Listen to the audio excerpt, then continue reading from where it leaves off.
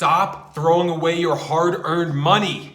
Look, by the end of this episode, I'll give you 10 tips so you could save over $5,000 this year without even feeling like you sacrificed a thing. Stay tuned to the end because I got one bonus that no one ever mentions. This is the Millennials Guide to Money, where we teach you how to own your life by dominating your finances. Let's dive in with number one. Number one is fees. Parking tickets, late fees. Fees suck. You don't get any value from fees. And usually it's just a sign of not being organized or being lazy, that you didn't pay something on time and here's a $30 fee, $50 fee. That adds up and you get nothing from it. Number two, credit card interest. Literally, you're paying so that you could have bought something in the past that you probably don't even use anymore, like a dinner, but now you're paying 16 to 20% more on that dinner from a year ago. Pay off your credit card every single month. Do not pay fees, do not pay interest. Number three, bottled water. Seriously guys, bottled water. Not only is it horrible for the planet to have all this plastic, but even $2 a day is like almost $800 a year. And that adds up, and if you put that towards other stuff that's really good, then you'll be set. But think of just investing in a water filter and a few of those reusable bottles. You'll help the planet and you'll help your pocketbook.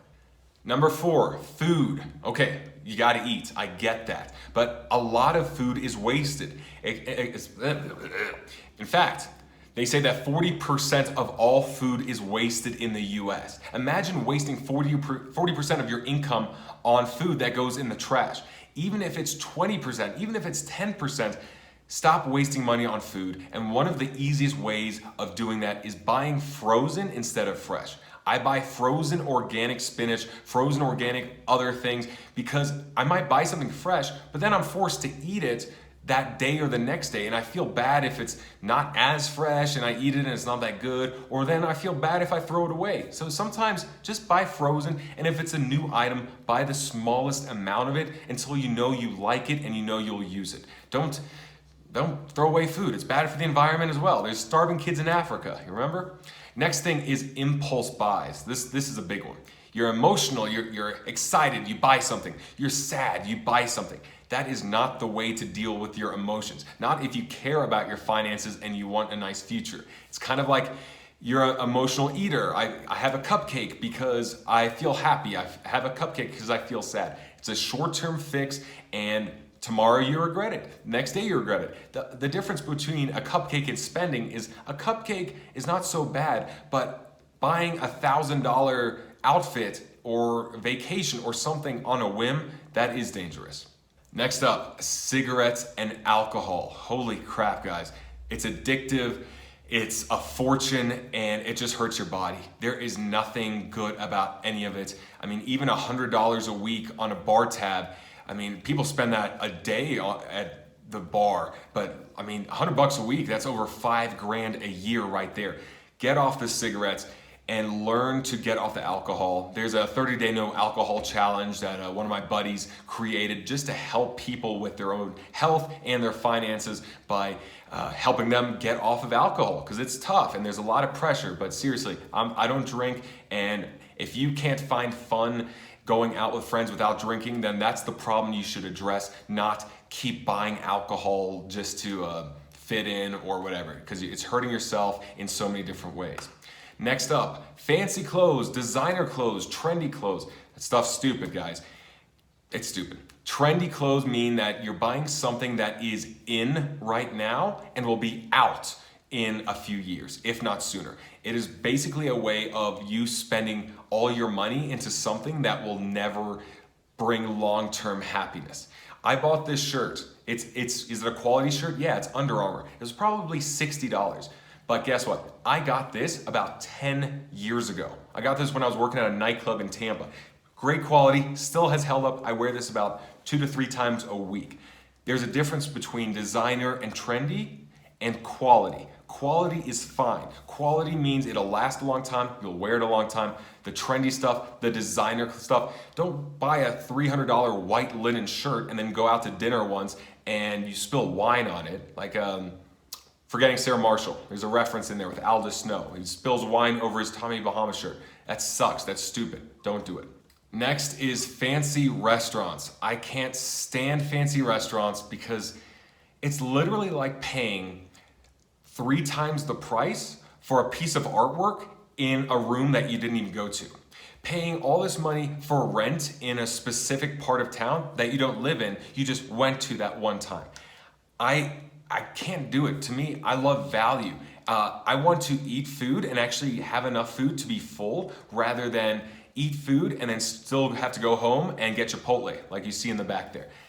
Don't do it. If you do it, eat before, have a smaller meal out. Instead of going twice a week or twice a month, reduce that. Look for value because seriously, I mean, it's not about the food, it's about the experience, but there's a lot of other ways to get a great experience without going to fancy restaurants. To me, if you're saving, that's just a waste.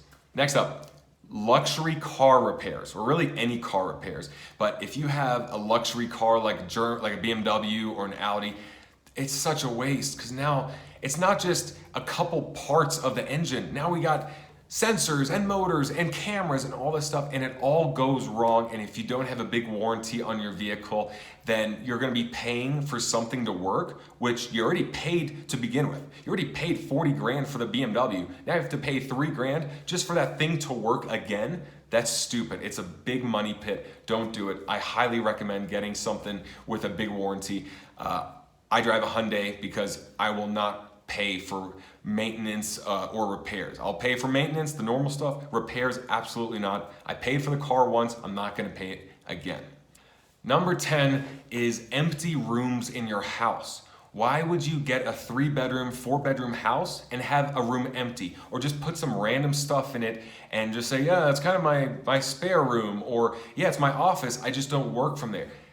Come on, you're paying for it. You're paying for it in the utilities, but more importantly, you're paying for it in the opportunity cost because your mortgage could be less, your rent could be less, and you could be Airbnb-ing it. So do something with it. An empty space in your house is just a waste. And if you go on vacation and you have 2 weeks away or a month away and the house is just sitting there, that is a waste as well. Make your house, make your living quarters at least break even, at least use what you have. But if you aren't using something, then make it into a business so it's generating revenue.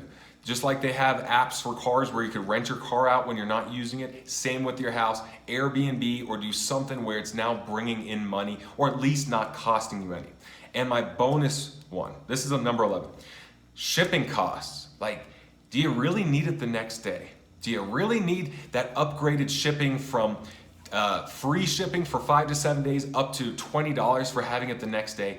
That's a sign of not being organized, of not thinking ahead. Use one of Amazon's subscribe and save programs so it comes every month, especially on supplements or things that you need on a routine basis, because if you're going to use it eventually, then it's okay to have 2 or 3 extra bottles in your bedroom or in the pantry of the item, but to pay $10 shipping, $20 shipping on something because you forgot to order it and you ran out. Just put a system in place, guys. That's very simple. If you combine all these things, I guarantee you will have at least $12,000 at the end of the year from all the wasteful spending gone away. What could you do with 12 grand? A hell of a lot. And will you feel the burn? Absolutely not. Thanks for tuning in. Stay for the next episode. Let me know also if there's something I missed and you thought about. Thanks again, and see ya.